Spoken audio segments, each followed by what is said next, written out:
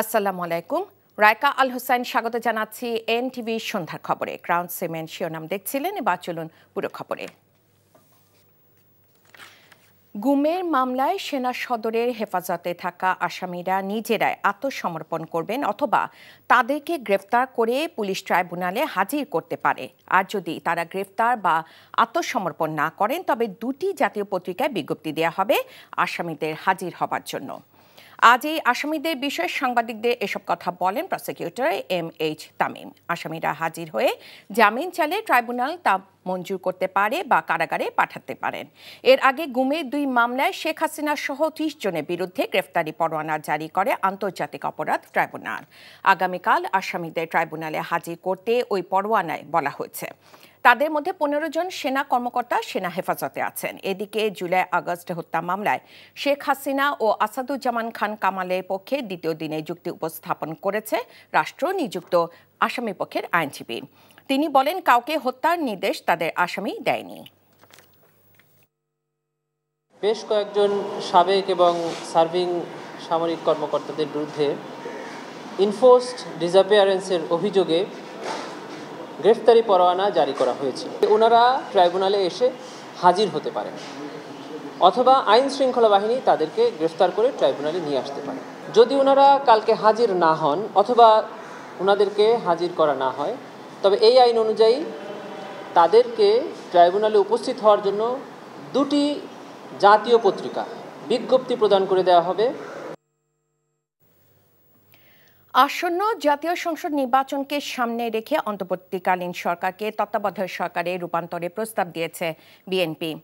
অন্তর্বর্তীকালীন সরকারের প্রধান উপদেষ্টা অধ্যাপক মোহাম্মদ ইউনূসের সাথে বৈঠকে বিএনপির পক্ষ থেকে এমন প্রস্তাব দেওয়া হয়েছে বলে জানিয়েছেন দলটির মহাসচিব মির্জা ফখরুল ইসলাম আলমগীর। এর আগে সন্ধ্যা 6টায় বিএনপি 3 সদস্যের প্রতিনিধি দলটি প্রধান উপদেষ্টার সরকারি বাসভবন, রাষ্ট্রীয় অতিথি ভবন, যমুনায় প্রবেশ করেন। বিএনপি মহাসচিব মির্জা ফখরুল ইসলাম আলমগীরের নেতৃত্বে এই প্রতিনিধি দলে আরও আছেন দলের 2 স্থায়ী কমিটির সদস্য আমির খসরু মাহমুদ চৌধুরী এবং সালাউদ্দিন আহমেদ। 1 ঘণ্টারও বেশি সময় ধরে চলা এই বৈঠক শেষে বিএনপি মহাসচিব সাংবাদিকদের কাছে বলেন, নির্বাচনকে সুষ্ঠু করার জন্য সরকারকে বেশ কিছু প্রস্তাব তারা দিয়ে এসেছেন। অন্তর্বর্তীকালীন সরকারকে এখন কেয়ারটেকার গভর্নমেন্টের আদরে নিতে হবে। অর্থাৎ কেয়ারটেকার গভর্নমেন্টের বলতে আমরা যা বুঝাই, অর্থাৎ তত্ত্বাবধায়ক সরকার, সেই ভূমিকায় তাদেরকে যেতে হবে। সেই জন্য প্রথমেই যে বিষয়টির প্রয়োজন হবে তা হচ্ছে প্রশাসনকে পুরোপুরিভাবে নিরপেক্ষ একটা ধারণা জনগণের মধ্যে তৈরি করতে হবে। প্রধান উপদেষ্টার বাসভবন যমুনার সামনে আছেন আমাদের স্পেশাল করেসপন্ডেন্ট হাসান মাহমুদ।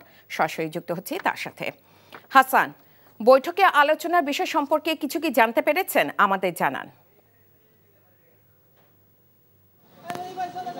হ্যাঁ, বৈঠক আসলে শেষ হয়েছে বেশ কয়েক মিনিট আগে বৈঠকটি শেষ হয়েছে এবং বিএনপি মহাসচিব মির্জা ফখরুল ইসলাম আলমগীরের নেতৃত্বে দলের 3 সদস্যের যে প্রতিনিধি দল তারা সাংবাদিকদের কাছে এসে সংবাদ সম্মেলন বা ব্রিফ করেছেন যে বৈঠকের বিষয়। এবং বিএনপি যে কথাটি আসলে প্রধান উপদেষ্টাকে আজকে সময় নিয়ে বলতে এসেছে সেটি হচ্ছে যে সামনে নির্বাচন, ফেব্রুয়ারিকে নির্বাচন ঘিরে দেশের যে আইন শৃঙ্খলা পরিস্থিতি সেটি যেমন তদারকি করার দরকার এবং পাশাপাশি সবচেয়ে বড় যে বার্তাটি তারা প্রধান উপদেষ্টার কাছে বলে এসেছে যে প্রধান উপদেষ্টার নেতৃত্বাধীন যে অন্তর্বর্তী সরকার, সেই অন্তর্বর্তী সরকারকে কিন্তু নিরপেক্ষ ভূমিকা পালন করতে হবে, যেমনটা সাধারণত দলীয় সরকারের পরে একটি তত্ত্বাবধায়ক সরকার প্রথায় যে তত্ত্বাবধায়ক সরকার যে নিরপেক্ষতা পালন করে সেই নিরপেক্ষতা যাতে এই অন্তর্বর্তী সরকার, এই মুহূর্ত শব্দটি তিনি উচ্চারণ করেছে, এই মুহূর্ত থেকে নির্বাচন করা পর্যন্ত যাতে তারা তত্ত্বাবধায়ক অর্থাৎ নিরপেক্ষ সরকারের ভূমিকা পালন করে, এটি তিনি প্রধান উপদেষ্টাকে জানিয়েছে বিএনপি প্রতিনিধি দল।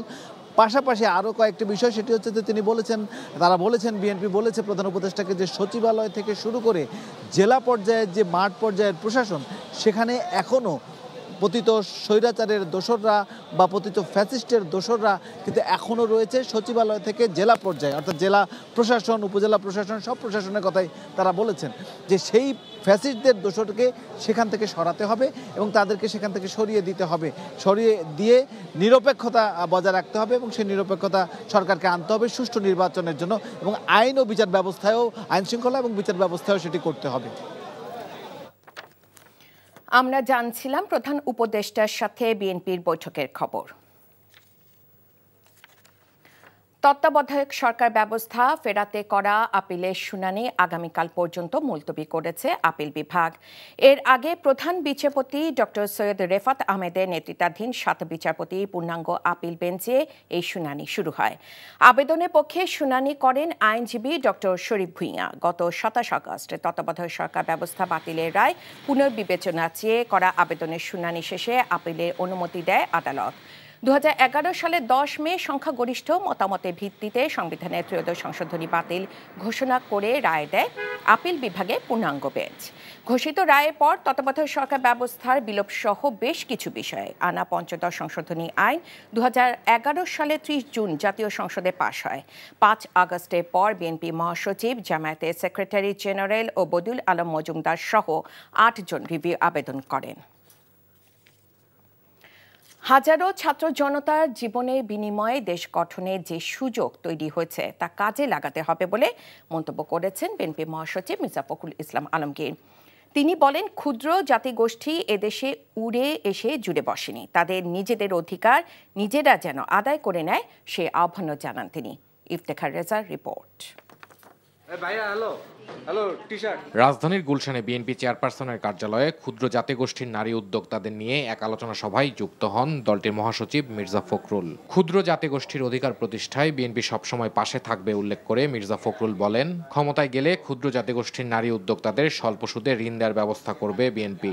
আমরা যদি সরকার গঠন করতে পারি তাহলে আমি নিশ্চয়ই আমরা আপনাদের জন্য এই বিশেষভাবে যে আপনাদের ব্যবসায়িক যে প্রতিষ্ঠান যেগুলোর আপনারা উদ্যোগ নিচ্ছেন সেগুলোর জন্য আলাদা সেল করে দিয়ে আমরা এটার জন্য আলাদা ব্যবস্থা করবো। আমরা আপনাদের যে ক্ষুদ্র ব্যবসায়ীদের, ক্ষুদ্র উদ্যোক্তাদের যে স্বল্প সুদে, একেবারে কম সুদে যারা ব্যবসা ঋণ দেওয়া যায় সেই ব্যবস্থাটা আমরা করবো। বিএনপি মহাসচিব বলেন, যারা লুটপাট করে দেশের সম্পদ বিদেশে পাচার করতে চায় তারা জাতির মধ্যে বিভেদ বিভাজন সৃষ্টি করে। যারা শুধু লুটতে চায়, যারা লুটে নিতে চায়, দেশের আইন বিদেশে পাচার করে, তারা এগুলো করতে চায় না। বিভেদ সৃষ্টি করে রাখে, বিভাজন সৃষ্টি করে রাখে, দিয়ে জাতির মধ্যে আপনার ডিভিশন তৈরি করে, আর এর মধ্যে দিয়ে কিন্তু আমরা আমাদের সত্তাকে হারিয়ে ফেলি। এদিকে নয়াপল্টনে এক জরুরি সংবাদ সম্মেলনে বিএনপির সিনিয়র যুগ্ম মহাসচিব রুহুল কবির রিজভী বলেছেন, শিক্ষা প্রতিষ্ঠানের ছাত্র সংসদ নির্বাচনে জয় পেলে জাতীয় নির্বাচনের জয় নিশ্চিত, এর কোনো যৌক্তিক ভিত্তি নেই। শিক্ষা প্রতিষ্ঠানে জিতলেই যে জনগণ সেটা জিতে যাবে এটার কোনো কারণ নেই। এর আগে জাতীয় প্রেস ক্লাবে ডেমোক্রেটিক লীগ ডিএল এর সাবেক সাধারণ সম্পাদক সাইফুদ্দিন আহমেদ মনির দ্বিতীয় মৃত্যুবার্ষিকী উপলক্ষে স্মরণ সভায় বিএনপি চেয়ারপারসনের উপদেষ্টা আমানুল্লাহ আমান বলেছেন, হযরত শাহজালাল আন্তর্জাতিক বিমানবন্দরের কার্গো ভিলেজে অগ্নিকাণ্ডের ঘটনা ফ্যাসিস্ট হাসিনার নাশকতার অংশ। বক্তব্য শেষ করছি। Iftekhar Reza, NTV news, Dhaka. ত্রয়োদশ জাতীয় সংসদ নির্বাচনে কৃত্রিম বুদ্ধিমত্তা দিয়ে তৈরি ভুল, মিথ্যা ও অপতথ্য রোধে কেন্দ্রীয় সেল করার কথা ভাবা হচ্ছে বলে জানিয়েছেন প্রধান নির্বাচন কমিশনার এএমএম নাসির উদ্দিন। আগারগাঁওয়ে মঙ্গলবার সকালে নির্বাচনী প্রশিক্ষণ ইনস্টিটিউটে প্রশিক্ষণের উদ্বোধনী অনুষ্ঠানে তিনি একথা বলেন। 24 ঘন্টার মধ্যে বা যে কোনো প্রত্যন্ত অঞ্চল থেকেও মিথ্যা তথ্য প্রতিরোধে বিশেষজ্ঞ নিয়ে সমন্বিত উদ্যোগ গ্রহণের কথা জানান তিনি। নিয়ামুল আজিজ সাদেকের রিপোর্ট। কৃত্রিম বুদ্ধিমত্তার সাহায্যে অবিকল রাজনৈতিক কোনো ব্যক্তির আকৃতি দিয়ে মনগড়া বক্তব্য, অসত্য ভিডিওগ্রাফি, সামাজিক যোগাযোগ মাধ্যমে ধূম্রজাল তৈরি করছে মানুষের মনে।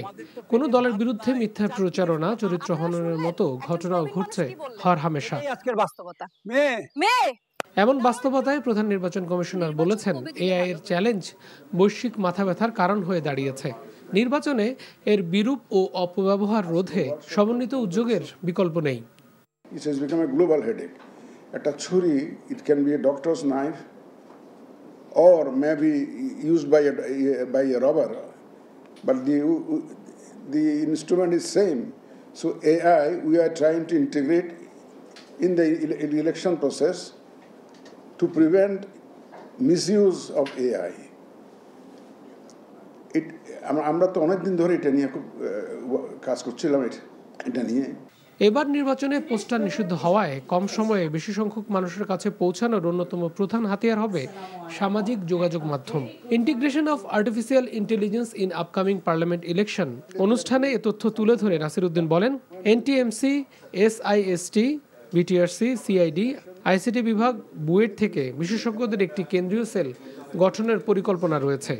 অনেক দূর থেকে, পাহাড়ি এলাকার থেকে, for example areas like Teknaf, দ্বীপাঞ্চল ফার ফ্লাং এরিয়াস লাইক যে অফশোর আইল্যান্ডস, ওখানে আমরা কিভাবে রিচ করব? Who will be the people sitting there to communicate with us regarding this misinformation? So all this nitty gritties you have to suggest. EC সচিব বলেন, AI এর কারণে বিশ্বের বেশিরভাগ নির্বাচনই প্রশ্নবিদ্ধ হচ্ছে। Niamul Aziz Sadiq, NTV news, Dhaka. সাবেক প্রধানমন্ত্রী শেখ হাসিনা সরকারের আমলে ভারতের সঙ্গে হওয়া 10টি চুক্তি ও প্রকল্প বাতিল হয়েছে বলে দাবি করে যুব ও ক্রীড়া উপদেষ্টা আসিফ মাহমুদ সজীব ভুঁইয়ার ফেসবুকে যে তালিকা প্রকাশ করা হয়েছে তা সত্য নয় বলে জানিয়েছেন পররাষ্ট্র উপদেষ্টা মোহাম্মদ তৌহিদ হোসেন। বিকেলে পররাষ্ট্র মন্ত্রণালয়ে সাম্প্রতিক বিষয়ে গণমাধ্যম কর্মীদের সঙ্গে ব্রিফিংয়ে এ কথা জানান তিনি। ভারতের বয়ান হয়তো আমরা গ্রহণ নাও করতে পারি, সাধারণত আমরা গ্রহণ করি না এটা, কিন্তু আমাদের তো আসলে খুব বেশি কিছু করার নেই। কারণ গ্রামবাসীরা যদি তাদেরকে কোনো বেআইনি কাজের জন্য বা তাদের কোনো ক্ষতির জন্য যদি এই আক্রমণ করে থাকে, সেটা তারা ওই কারণে করেছে, কিন্তু অবশ্যই কোনো দেশের আইনই এটা অ্যালাউ করে না। আমাদের দেশের আইনেও এটা অ্যালাউ করে না, ভারতের আইনেও অ্যালাউ করে না। কাজেই আমরা এটা সুষ্ঠু তদন্ত এবং বিচারিক প্রক্রিয়া চাই, এইটুকু। এখন তারা কখন করবে সেটা তো আমরা তাদেরকে বাধ্য করতে পারবো, তারা করবে আমরা আশা করছি। ভবিষ্যতে বিদ্যুতের সরবরাহ ঘাটতি মেটাতে বিতরণকারী সংস্থাগুলোকে সৌর বিদ্যুৎ থেকে উৎপাদন বাড়ানোর তাগিদ দিয়েছেন বিদ্যুৎ, জ্বালানি ও খনিজ সম্পদ উপদেষ্টা ডক্টর মোহাম্মদ ফজল কবির খান। বিকেলে বিদ্যুৎ ভবনে জাতীয় রুফটপ সোলার কর্মসূচির আওতায় সমঝোতা স্মারক স্বাক্ষর অনুষ্ঠানে একথা বলেন তিনি। সংশ্লিষ্ট কোনো প্রতিষ্ঠানে কাজে গাফিলতি পেলে ব্যবস্থা নেওয়ারও হুঁশিয়ারি দেন বিদ্যুৎ উপদেষ্টা। এ সময় সোলার প্যানেল স্থাপনের মাধ্যমে প্রাপ্ত বিদ্যুৎ থেকে জ্বালানির সংকট অনেকটাই নিরসন হবে বলে আশাবাদ ব্যক্ত করেন তিনি। অনুষ্ঠানে সোলার কর্মসূচির আওতায় বিদ্যুৎ বিভাগের সঙ্গে সংশ্লিষ্ট 5টি মন্ত্রণালয়, বিভাগ ও দপ্তরের সঙ্গে সমঝোতা স্মারক স্বাক্ষরিত হয়, যা জাতীয় গ্রিডেও যুক্ত হবে বলে জানান প্রকল্প সংশ্লিষ্টরা।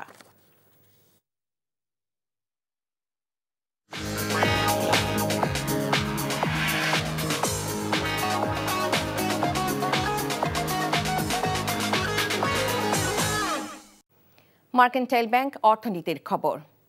ব্যাংকিং খাতে সুশাসন ফেরানোর পাশাপাশি বিশ্বাসযোগ্য মুদ্রানীতি এবং মূল্যস্ফীতি নিয়ন্ত্রণে বাংলাদেশ ব্যাংককে স্বাধীনভাবে কাজ করতে দিতে হবে, এমন কথা জানিয়েছেন অর্থনীতিবিদ ও ব্যবসায়ীরা। সকালে রাজধানীর একটি হোটেলে গবেষণা সংস্থা PRI আয়োজিত আলোচনা সভায় তারা জানান, ব্যাংক খাতের উন্নয়নে নেওয়া পদক্ষেপ কাগজে নয়, বাস্তবায়ন জরুরি। সভায় বিএনপির নেতা আমির খসরু মাহমুদ চৌধুরী বলেন, আর্থিক খাতে গুরুত্বপূর্ণ প্রতিষ্ঠানগুলোতে রাজনৈতিক নিয়োগের পক্ষে নয় তার দল। সেলিম মালিকের রিপোর্ট। স্বৈরাচার শেখ হাসিনার আমলে কেন্দ্রীয় ব্যাংকের নাকের ডগায় লুট হয়েছে একের পর এক ব্যাংক। খেলাপিরিনে জর্জরিত হয়ে সর্বশান্তির পথে একাধিক ব্যাংক। এমন বাস্তবতায় PRI আয়োজিত সেমিনারে প্রশ্ন ওঠে কেন্দ্রীয় ব্যাংকের স্বাধীনতা নিয়ে। Intervention by the central bank under the directions of the political leaders, সেটা কিন্তু আমরা দেখেছি। পলিটিক্যাল উইল যদি না থাকে, nothing will work and the politicians will have to understand, and there I hope as Ashik said, the lessons serve as a great safeguards and we hope they will be taken into consideration. আমরা যারা দেশ থেকে পালিয়ে যাইনি, এই কষ্ট ফান্ডটা কিন্তু আমাদের উপরে দিয়ে দিচ্ছে ব্যাংক। It's unfair. আমরা প্রতিযোগিতামূলক বাজারে টিকে থাকতে পারছি না অ্যাজ ইট ইজ। আমি বলতে পারি এই মুহূর্তে যদি ভালো প্রফিট করে থাকে, that is only Bangladesh bank. Bangladesh ব্যাংকের মুখ্য অর্থনীতিবিদ জানান, স্বাধীনভাবে সিদ্ধান্ত নেয়া এবং বাস্তবায়নে হস্তক্ষেপ না করা হলে মুদ্রানীতি ও মূল্যস্ফীতি দুটোই নিয়ন্ত্রণে আসবে। Bangladesh Bank is trying to achieve price stability or inflation, trying to control, but it has two problems. One is we call it time inconsistency problem and inflation bias problem. কেন্দ্র ব্যাংকের প্রশ্নে বিএনপির অবস্থান তুলে ধরেন আমির খসরু মাহমুদ চৌধুরী।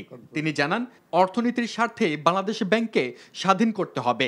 যে হাই স্ট্রিট ব্যাংকগুলো যে হারে লং টার্ম লেন্ডিং করেছে ওদের শর্ট টার্ম ডিপোজিট, যে এখনো যে ব্যাংকগুলো এখনো টিকে আছে, এটা আমার কাছে অবাক লাগে। সো বাংলাদেশ ব্যাংকের independence of course very vital, is at the front and centre of it. এটা আমাদেরকে স্বীকার করতে হবে। So we have to address the issue. তিনি বলেন, ব্যাংক খাতে দুর্নীতি রোধের পাশাপাশি স্বচ্ছতা বাড়াতে লেনদেনে অটোমেশন আনতে হবে, মনোযোগ দিতে হবে পুঁজিবাজারের উন্নয়নেও। সেলিম মালিক, এনটিভি নিউজ, ঢাকা। এই ছিল সন্ধ্যার খবরে। এই খবরে ভিডিও সহ আপডেট জানতে ভিজিট করুন এনটিভি অনলাইন www.ntvbd.com। এছাড়াও এনটিভির জনপ্রিয় সব অনুষ্ঠান ও খবরের আপডেট জানতে ভিজিট করুন আমাদের ইউটিউব ও ভেরিফাইড ফেসবুক পেজ। রাত 10:30 রাতের খবর দেখার আমন্ত্রণ জানিয়ে বিদায় নিচ্ছি। এতক্ষণ সাথে থাকার জন্য সবাইকে ধন্যবাদ।